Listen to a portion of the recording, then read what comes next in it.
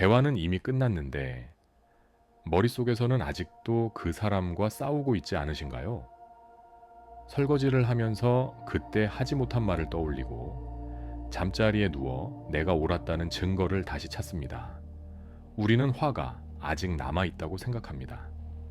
하지만 어쩌면 감정이 사라지지 않는 것이 아니라 마음속에서 그 사건의 재판을 계속 다시 열고 있었던 것일 수 있습니다. 그때 왜 아무 말도 못했을까? 어떻게 나한테 그런 말을 할 수 있지? 다시 만나면 반드시 이렇게 말해야지.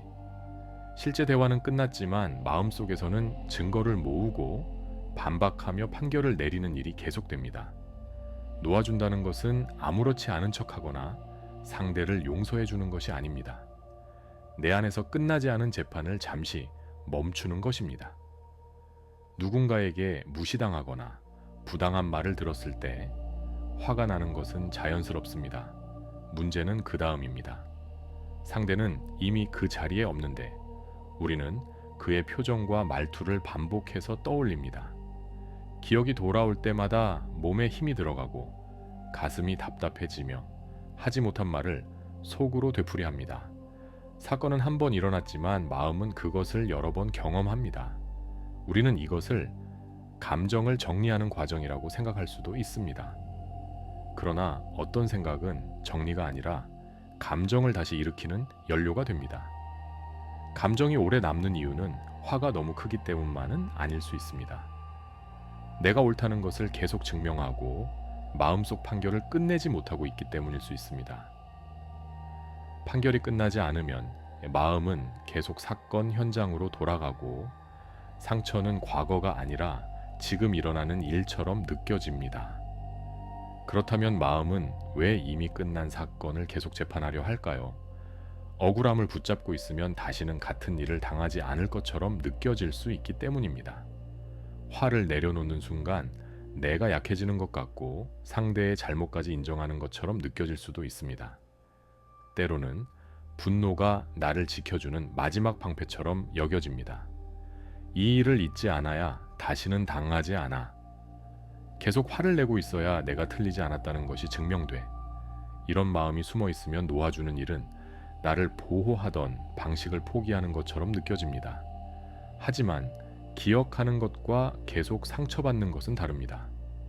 필요한 사실은 기억하면서도 그때의 감정까지 매일 다시 겪지 않을 수 있습니다.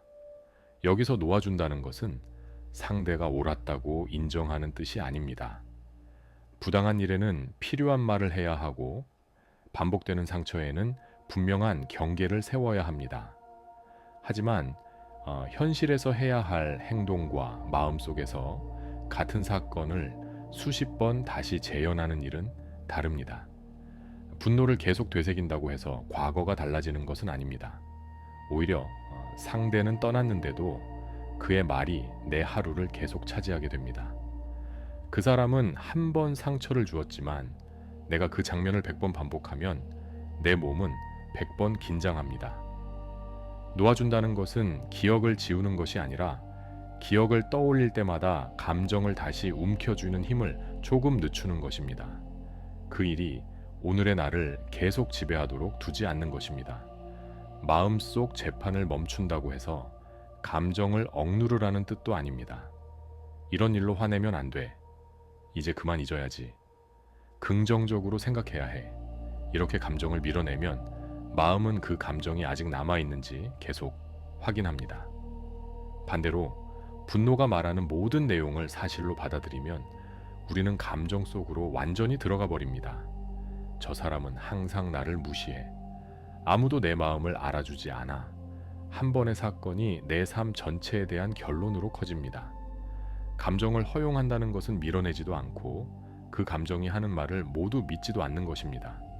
지금 화가 올라오고 있구나. 가슴이 답답하고 턱에 힘이 들어가 있구나. 나는 지금 무시당했다고 느끼고 있구나. 이렇게 바라보는 순간 나는 마음속 재판의 검사도 피고도 아닌 그 장면을 바라보는 사람이 될 수 있습니다. 감정은 내 안에서 경험되고 있지만 감정이 곧 나 자신은 아닙니다. 레스터 레븐슨이 설명한 놓아주기도 감정을 강제로 없애는 기술과는 다릅니다. 핵심은 내가 무엇을 붙잡고 있는지 알아차리고 그 힘을 조금 늦출 의사가 있는지를 묻는 것입니다. 감정을 빨리 없애려고 하면 아직도 화가 나네. 왜 나는 이것도 놓지 못하지?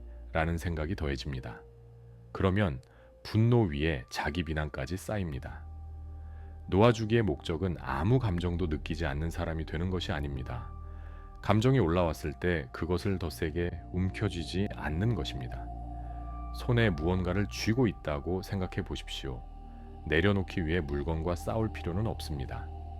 꽉 쥐고 있던 손가락의 힘을 조금 풀면 됩니다. 감정도 한 번에 완전히 놓으려고 하지 않아도 됩니다. 단일 %만 힘을 풀어도 괜찮습니다.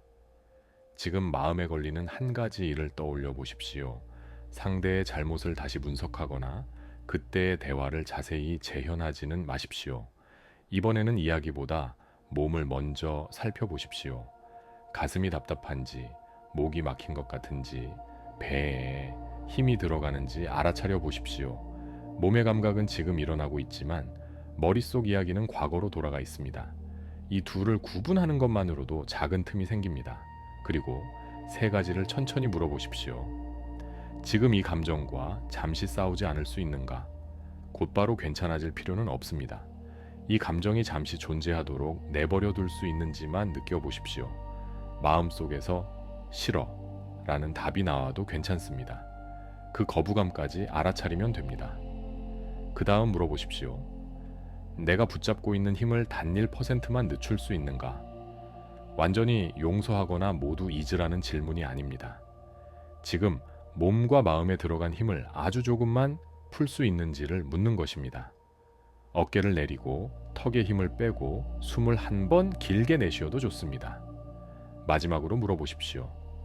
지금 마음속 재판을 잠시 멈출 수 있는가? 누가 옳은지 판결하지 않아도 되는 몇 초를 허락해 보십시오. 상대의 잘못을 지우거나 내 억울함을 부정하는 것이 아닙니다. 지금 이 순간만 판결을 보류하는 것입니다.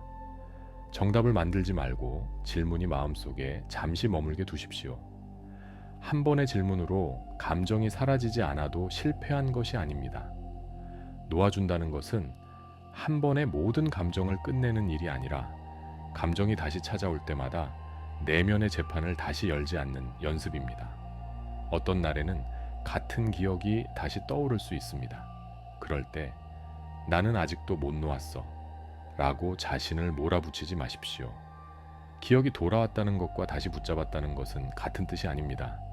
기억은 저절로 떠오를 수 있지만 그 뒤에 증거를 더 모으고 판결을 이어갈지는 조금씩 선택할 수 있습니다.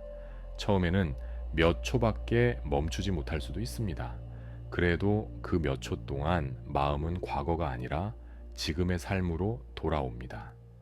짧은 멈춤이 쌓이면 같은 기억을 떠올려도 예전만큼 몸이 긴장하지 않는 날이 올 수 있습니다. 사건은 기억나지만 더 이상 그 사건 안에서 살고 있지는 않게 되는 것입니다.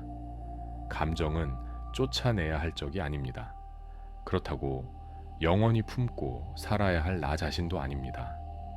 감정이 올라왔다는 사실은 인정하되 같은 사건을 계속 되풀이할 필요는 없습니다. 마음속 재판을 멈추고 움켜쥐고 있던 힘을 단일 %만 늦춰보십시오. 어쩌면 나를 붙들고 있던 것은 감정 그 자체보다 절대 놓지 않으려 했던 내 손의 힘이었는지도 모릅니다. 이 말이 마음에 닿았다면 댓글에 이렇게 남겨보십시오. 나는 마음속 재판을 멈추겠습니다.